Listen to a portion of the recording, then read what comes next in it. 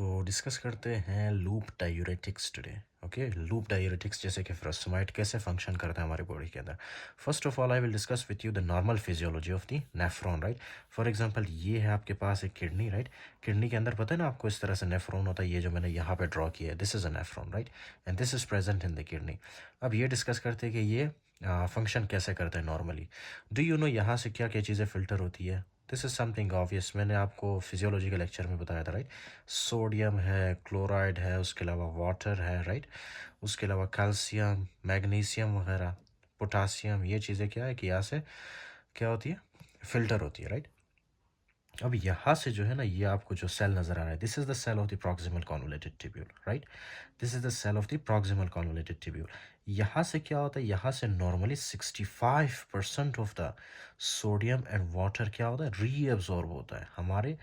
First of all ये proximal convoluted tubule के cell में आता है, उसके बाद इंटरस्टिशियम में, फिर इंटरस्टिशियम से ये जाता है हमारे ब्लड के अंदर। Okay, 65% of the sodium and water इस तरह से रीअब्जॉर्ब होता है। अच्छा, उसके अलावा बाकी चीज़ें जो आपको नज़र आ रही है, राइट, जैसे कि हो गया क्लोराइड, कैल्शियम, मैग्नीशियम, ये इस तरह से आगे जाके कुछ यहाँ पे रीअब्जॉर्ब होते हैं, कुछ यहाँ पे रीअब्जॉर्ब होते हैं। तो इस तरह से ये रीअब्जॉर्ब होंगे, राइट। लेकिन आपने कितना याद रखना है, सबसे पहले आपने ये याद रखना है कि 65% ऑफ सोडियम और वाटर कहाँ पे रीअब्जॉर्ब होता है, प्रॉक्सिमल कॉन्वोलेटेड ट्यूब्यूल में। बाकी 20 to 25% जो है कहाँ पे रीअब्जॉर्प्शन होती है उनकी, सोडियम और वाटर की, यहाँ पे, राइट, लूप ऑफ हेनले में, असेंडिंग लूप ऑफ हेनले कहते हैं इसको। कैसे होता है I will discuss with you now.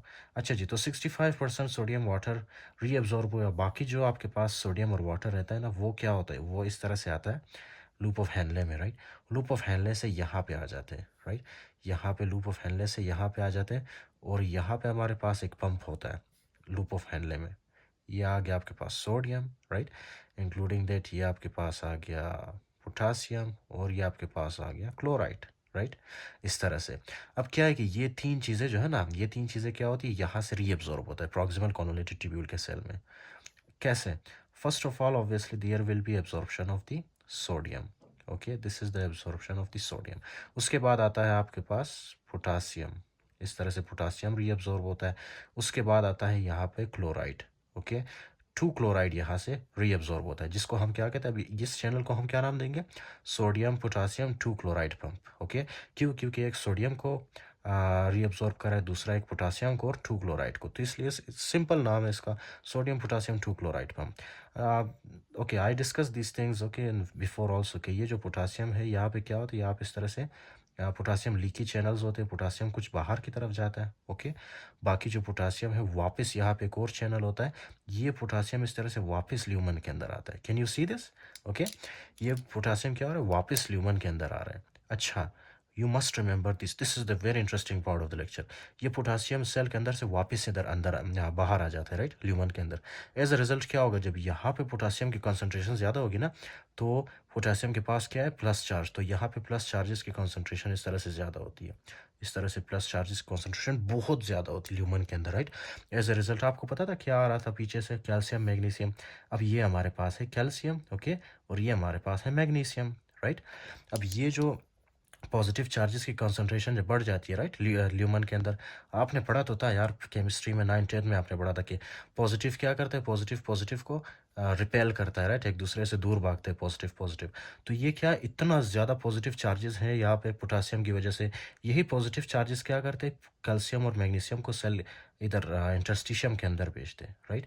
तो क्या होगा, ये कैल्शियम और मैग्नीशियम क्या होंगे, ल्यूमन से पुश होंगे। ल्यूमन से कौन पुश करेगा, ये पोटासियम, कैल्शियम और मैग्नीशियम को, और ये कैल्शियम और मैग्नीशियम कहाँ पे आएंगे, इस तरह से इंटरस्टिशियम के अंदर आएंगे, राइट। ओके, अच्छा जी, तो ये आपके बॉडी के अंदर नॉर्मली होता है, फाइन, ये आपका नॉर्मल मैकेनिज्म है। बाकी उसके बाद यहाँ पे 20 to 25% मैंने आपको बताया था कि सोडियम और वाटर की रीअब्जॉर्प्शन यहाँ पे होती है।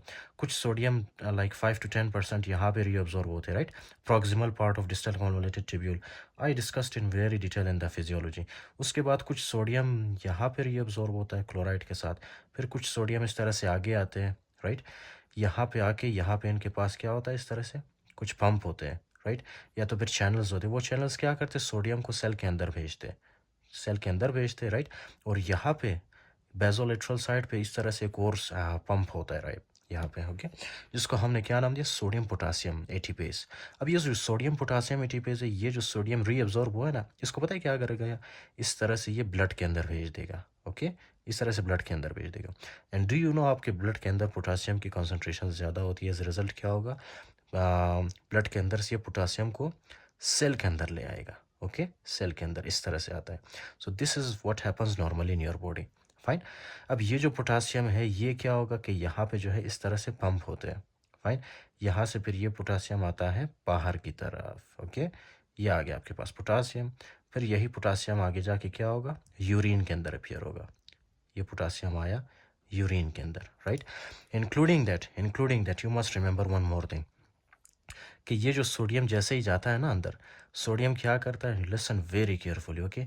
यहाँ पे जो आपका ल्यूमन है ना, ल्यूमन, जैसे ही सोडियम अंदर की तरफ जाता है, पीछे जो है क्या होता है, इलेक्ट्रोनेगेटिविटी जनरेट होती है, इलेक्ट्रोनेगेटिविटी जनरेट होती है इस तरह से, फाइन। जहाँ पे ज़्यादा नेगेटिव चार्जेस होंगे तो क्या होगा, नेगेटिव चार्जेस हमेशा आपको याद रहे पॉजिटिव चार्जेस को अपनी तरफ खींचते हैं। फॉर एग्जांपल यहाँ पे सेल के अंदर क्या होता है, सेल के अंदर पोटासियम की कॉन्सेंट्रेशन ज़्यादा होती है, क्यों, क्योंकि जैसे ही सोडियम अंदर की तरफ जाता है, सोडियम ब्लड से किस चीज़ को निकालता है, पोटासियम को निकालता है, राइट। ये हमारे पास पंप है ना, पंप क्या कर रहा है, सोडियम को अंदर की तरफ लेके जा रहा है और पोटासियम को ब्लड से बाहर निकाल रहा है, राइट। तो एज अ रिजल्ट क्या होगा, यहाँ पे कॉन्सेंट्रेशन ज़्यादा होगी नेगेटिव चार्जेस की, और ये नेगेटिव चार्जेस क्या करेंगे, 9th-10th में आपने पढ़ा था यार, नेगेटिव क्या करता है, पॉजिटिव चार्जेस को अपनी तरफ खींचता है। तो ये पॉजिटिव चार्जेस इस तरह से अंदर आते हैं, राइट, ल्यूमन के अंदर। इसी तरह से आपके सेल के अंदर आपको पता है हाइड्रोजन आयंस होते हैं, हाइड्रोजन आयंस।